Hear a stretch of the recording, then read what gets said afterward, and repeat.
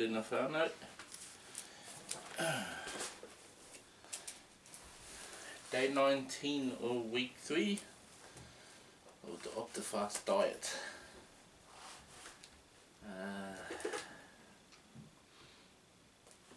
Actually had a good night's sleep last night. I must have went to bed pretty early after my appointment in Rotorua. I went to go and see a therapist. Just something I do because I kind of burnt out at the end of last year. So I'm seeing a therapist, and yeah, it was interesting. I find it very helpful in finding strategies and how to deal with things with mahi and stuff like that, because I've got a habit of overworking and overdoing things, or at work. My wife would disagree with me at home. Yeah, so went there, had a chat with him, really informative, really enjoyed it. Come home, I was pretty tired from the night before, so I kind of had my dessert. It was a late dessert, but I had my dessert. I think I had it about, looking at this, about 8:30. 8:30 was when I had my dessert, or 9 o'clock, close to 9. And then I kind of climbed into bed and set my time on my TV, and then sort of just, zoned out, and here we are today. Kind of woke up about 3:30 today, but, or was it 4:34? Must have been 4:30, sorry. Not too bad. The body kind of just wakes itself up.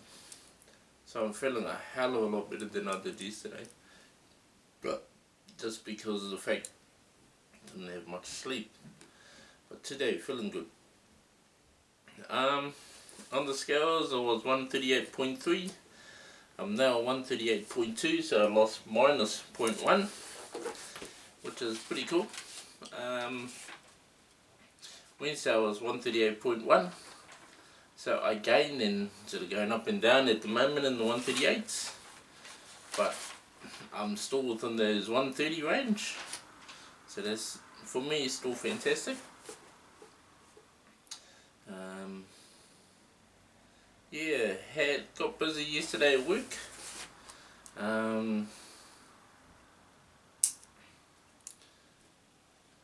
Yeah, just got busy at work, and then I sort of had to, I suppose with these shakes and Optifast things, it was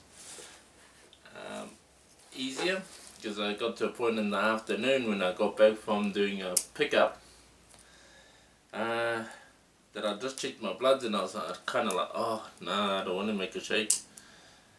But then I just remembered I made one and I put one in the fridge, and I thought, oh hang on, I've already got one. So I went to the fridge, picked it up, and just started drinking, and I thought, wow, cool, that just makes things so much easier.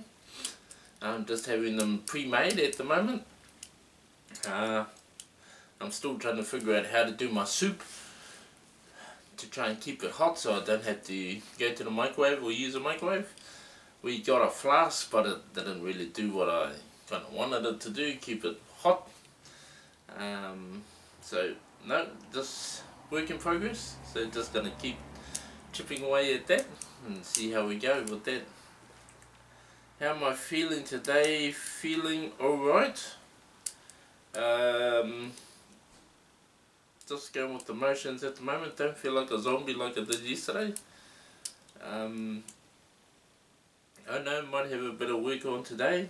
There's a few people out again at work, so yeah, just take it as it comes. I was telling my therapist yesterday, because he asked me what's the difference at work today or now, and just told him, well, the only difference is that I know when I start and I know when I finish. At least I can work routines around that. So that's cool. Everything else, well, hey, yep. And I kind of like what he said. It's not my responsibility to take it on their crap in a sense, or their lack of, or their stuff that they do. I just responsible for what I'm expected to do, and yeah, so just learning that at the moment. Another strategy he taught me was, and I thought it was interesting, was to have a ritual at the end of the day. So on my way back from Rotorua last night, I thought at the end and the start of the day, setting up some kind of ritual where it takes me away from work. So when I get home, I just think about me and my wife, or me in the house, and not about work. So I'm still trying to figure out a strategy or a ritual that I can do,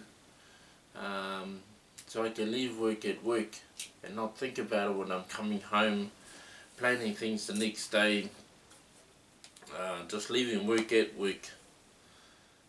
So I thought that was an awesome strategy to try and implement and practice. So I'm still trying to think of it. I found on what we call Trade Me, a exercise, but I've got to there's my alarm again. I've got to kind of convince my wife on that one.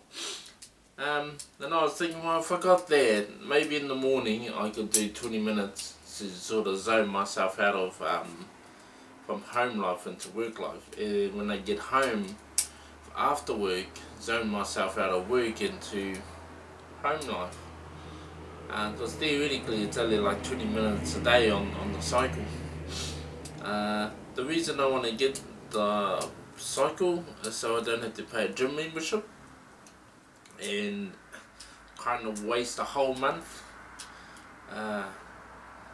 One of the goals for the New Year's resolution was about saving and losing weight, and yeah, trying to be a little bit more frugal with what I spend money on, or what we spend money on. So buying a gym membership just to go and do cardio for me just seemed a little bit wasteful in a sense. Well, yes, yeah, wasteful and not wasteful. I do want to get back into my weights, but not just yet. Like I said, I'm on really low calories, so I just want to build into it slowly. So if I can get this exercise, I was thinking maybe I could use that as my ritual. I kind of like using it as a ritual in the mornings, because I'm a early morning person, so if I could just jump on it in the morning and go for it, that'd be fantastic. So, work in progress, trying to figure out a ritual to leave work at work, leave home at home, and yeah, so that was what we discussed last night. What other things? How was I feeling yesterday? Because of what had happened the night before, I suppose I was a little bit grumpy, but I tend to stick to myself at work anyway. Otherwise I just start picking on people and their wrongdoings. I try to be positive about things, but sometimes it comes off the wrong way. So I'll just sort of learn that, okay, I'll just worry about how good my jobs are and not worry about what everybody else does. So for me yesterday, being in a grump mood, I thought it's best if I just distance myself from everyone. You know, you do have those moments, you are going to get grumpy and all the rest, and I'm just finding lately that I seem to be getting grumpier, well, not so much grumpier, pickier at certain aspects. I suppose I've got expectations, and yeah, I suppose I just have to look at things in a different light. So from there, my bloods, since I haven't been taking glipizide,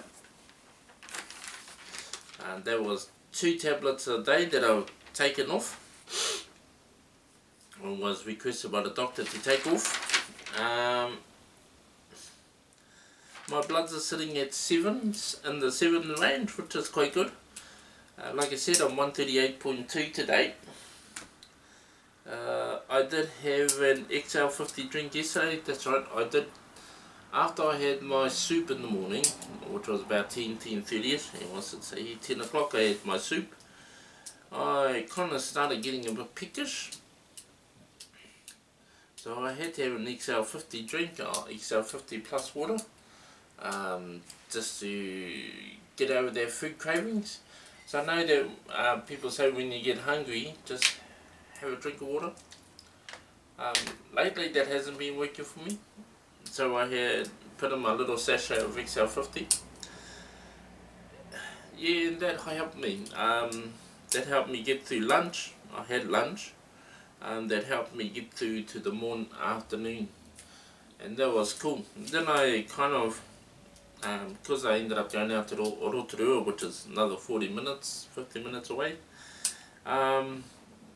After work, I started getting hungry because I never had my dessert before then. Yeah. So that's where I'm at with that. So I ended up getting up a little bit peckish yesterday, but when I got home from Rotorua, I had my dessert. It actually felt good. And like I said, then I clumped it into bed and zoned out, and then I just nodded off, and I think I had a pretty early night, and I thought that was fantastic. I didn't actually hear my wife come home anyway. I heard jamborings, but I think I was just that tired that I don't know, couldn't be bothered, or I could have been just in a mood and couldn't be bothered, but I was tired, but feeling good today. So, yeah. Well, you know, I just weighed myself, now down to 77.7 from 78. 78 point something, I can't remember now. Yeah, I kept myself busy yesterday by doing a double shift. I was asked to do a double shift, so that was cool. I was in another wing with my job, helping different people, so yeah, I actually went and shopped for myself and got size 14 dresses. Is that not new? Well, it's not, well, yeah, I haven't shopped for myself for a long time. What size are you usually? I don't know, but whatever clothes I wear, I look big. I looked pregnant. And so I had comments from other people saying, "Are you pregnant?" So Now? A while ago, when I was bigger, when I started at 85.3, now I'm down to 77.7. Yeah, I still can't see past my stomach down to my toes, because the stomach is still there. It's just gone down a little bit. A lot. It's a lot. Yeah, it's gone down a lot. So I still think I've got my belly, but my wife now and then says it's gone a lot from what I used to have. But yeah, I don't know. Perspectives. How we see things. As you can see, I'm still wearing the same shirt that I wore at the start in day one. Well, not wear the same one. Well, it is the same one, but I haven't been wearing it all that time. It's actually gone for a wash for those thinking paru. But I did wear it yesterday, and I think the day before. But then my pajama pants, shush. It feels a little bit looser. I've noticed a few of my clothings are getting a little bit looser. It does feel good. When I was sitting in the car, I put my seatbelt on, kind of looked down and you can kind of notice a little bit of a change, what I can in my belly, when I'm sitting in the car. Yeah, I'm just thinking about yesterday, and I was feeling really energised when I did my double shift. I actually lasted the distance. I was tired, but not as tired as I usually am, and I still had energy. Even to get home and not go to sleep straight away, just kind of relax, wind down. I still have that energy there. But anyway, Bowel movements for me, I think the day before was getting diarrhea. But I think that's because I was taking antibiotics for my teeth. Like I said, I had my teeth taken out, or some teeth taken out. Took antibiotics. I don't know, I'm just minimizing things, isolating things I should say. And that's the only thing I could identify why I got the diarrhea the day before. Now they're sort of coming back to norms. I never actually went that much yesterday. Kind of felt a little bit constipated. I think that's why I've still got my weight. I don't know, I'm just picking at things, but I'm still happy with the journey because now I'm in the 130s. I'm really happy about that. Never been there when I was on my other diets. Yeah, still looking forward to hitting that 130 mark to go and see the doctor again. So that's me. yeah, and I've got to go to work soon, but yeah, just one thing, I was listening to this guy who's also, talking about losing weight, and he says his first statement is, if you don't find that you're losing weight within the first 3 weeks, that was his first statement. Because he was pretty much saying as he went on that even though we try and lose weight through all these different diets, we pretty much won't lose it. We lose the water content, yeah, but we don't lose the weight. Maybe he's talking about the visceral weight. I'm making assumptions here, but he's saying that you don't really lose weight. You just your skin just feels softer. It just feels softer, but you don't really lose that weight because it's it automatically, our bodies are made to store fat, so pretty much it continues to do that. And within the first 3 weeks, he said, you might see that you're getting a little bit softer, but you're not actually losing weight. Well, I started to think, well, okay, what about within the first 6 weeks? What then? Is that still the same? I suppose the body does, whatever you eat or drink, it will automatically store your fat somewhere. And I think as I've gone along, I can see that. I can still see that fat in my stomach is still there. So that's probably the visceral fat around the organs, and that's harder to get at. So my thinking is you're going to have to go longer than 3 weeks. You're going to have to be committed. You're going to have to stick to the regime that you're on and not cheat and not let anything distract you or get in the way of you reaching your goal. That's a good point. Yesterday, like I said, in day 18s, we had a bit of a wifey, or a bit of what we call a fight, an argument. And that was quite tempting to eat because it was comfort food. All day, sort of regurgitating it, or going over and over and over it again. It was because I suppose the comfort thing for me is to go to food. When I get angry, go and get food. Go and get something fatty to, I don't know, it feels like it suppresses that feeling. But then you feel guilty, and then you go into another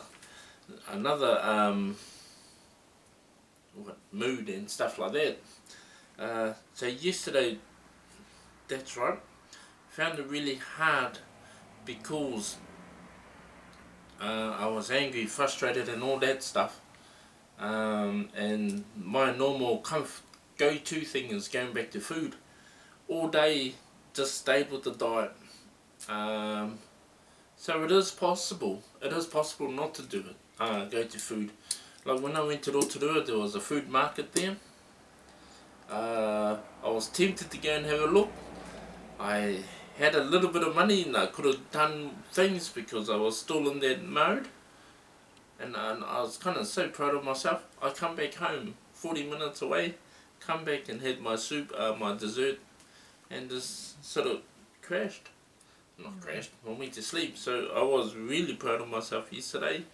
Like I said, when I get into that state of blaming myself about the argument and everything else, the thing I go to is fatty foods, fish and chips, I don't know, whatever I can find, chippies, chocolates, soft drinks, to kind of, what I think suppresses that feeling, but just sends you into another guilt spiral on, oh, you just eaten or you cheated on your diet. And yeah.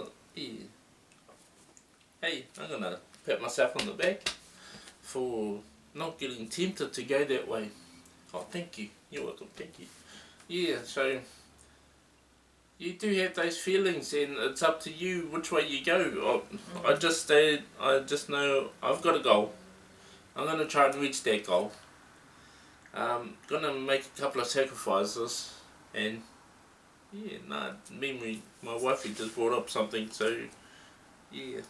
Yeah, Cool. my way of handling it was to do the double shift, so I kept myself involved in my work, which meant that, that actually stopped me from, not completely stopped me, but it was a way to keep that those negative thoughts on what we argued about yesterday, and focus on something that needed to be done in my work and with other people, caring for other people. So yeah, that was my outlet. Yeah, and I was so glad that my energy levels stayed the same pretty much, and kept me right through till 9 o'clock, so that was good. Early hours to 9 o'clock at night, so that was cool. Yeah. So another thing I also learned, I got reminded of the 5 love languages, and here we go, a little bit soppy. My wife has always been a touchy-feely, so her love language is about physical touch. Me, I'm not. That's not me. I actually feel uncomfortable, or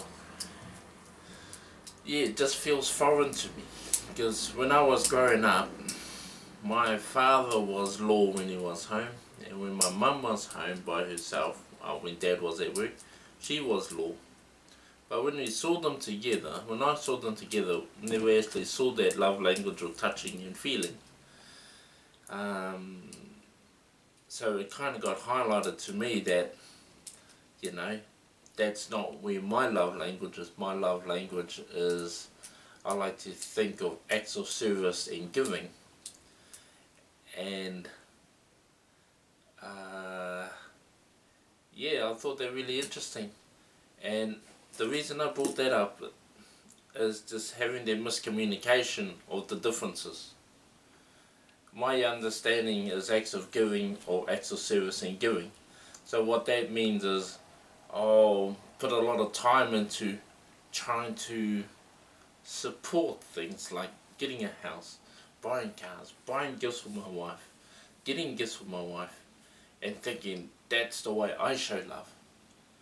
My wife is on the opposite, where her way of showing love is having that affection, that touching, those words of affirmations or stuff like that, not acknowledgement, of just saying, hey, you look good, hey, you look really handsome, those things, and those are foreign to me.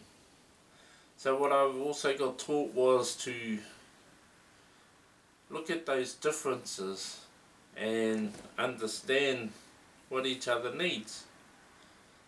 to carry on our relationship. We've been together, what, 20 something years?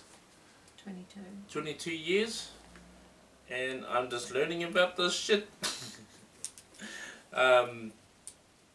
So you're never too old to learn, if you're willing to learn. So I've got to take into account that my wife is an affectionate person, and she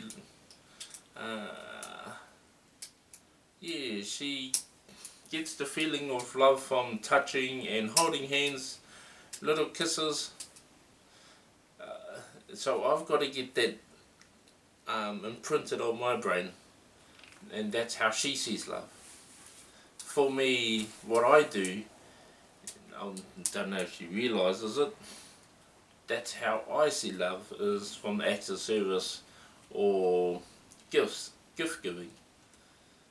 And yeah, it's something for me to work on.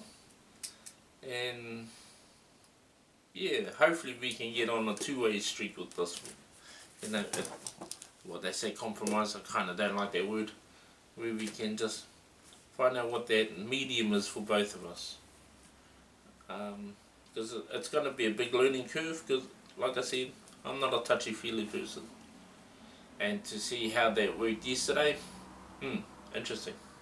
That's just a shock to the brain. Yeah, so for me, mā te wā. Hei kona.